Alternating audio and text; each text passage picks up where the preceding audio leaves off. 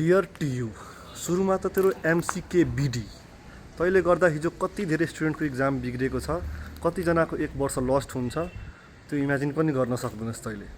हिजोको रुटिन यस्तो confusing routine बनाएको छ यिनीहरूले। हिजो जोस जासमा एउटा सब्जेक्ट जुनको मेरो इक्जाम थियो त्यो पढेर आएँ। सेन्टरमा आइपुग्दाखेरि के थाहा हुन्छ कि म जुन सब्जेक्टको प्रिपरेसन गरेर आएको छु त्यो सब्जेक्टको इक्जामै छैन। सुरुमा त के लाग्यो कि मेरै गल्ती हो, मैले रुटिन हेर्नमा केही मिस्टेक गरेँ होला, अब ठिकै छ आइसकेछु भने इक्जाम दिएर जान्छु। सुरुमा आफ्नै गल्ती ठानेर इक्जाम दिन गएँ। तर क्लासमा छिरिसकेपछि के थाहा पाउँछु कि म लगायत क्लासको आधीभन्दा बढी विद्यार्थीहरू जुन सब्जेक्ट पढेर आएको थियो त्यो सब्जेक्टको इक्जामै थिएन।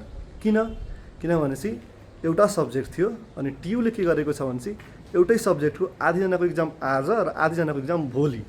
अब कसको इक्जाम आज हो र कसको इक्जाम भोलि त्यो चाहिँ थाहा छैन। अनि सबैले जुन सब्जेक्ट हिजो पढेर आएको थियो कतिजनाको हिजो पढ्यो कतिजनाको हिजो पढेन।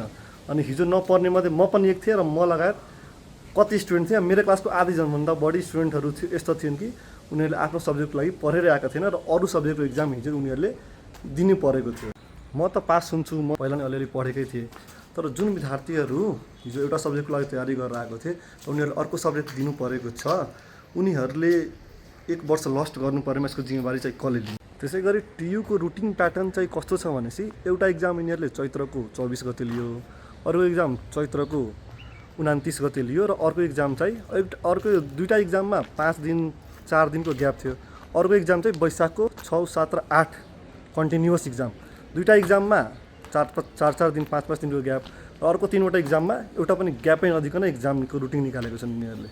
अर्को कुरा चाहिँ यो एनसीसी कलेजको सेन्टर परेकोमा।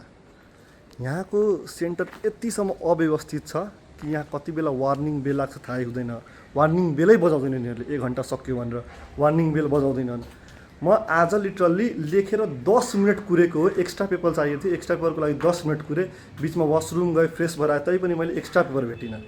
यिनीहरूले बाहिर गेटमा चेक गर्दैनन्। बाहिर गेटमा एउटा मोबाइल सोबाइल चिट जे छ बाहिर गेटमा चेक गऱ्यो भने ठिक छ। क्लासको बिचमा आएर स्टुडेन्टहरूले इक्जाम दिइरहेको बेला आएर तपाईँसँग मोबाइल सोबाइल के चिट छ भने निकाल्नुहोस् राख्नुहोस्।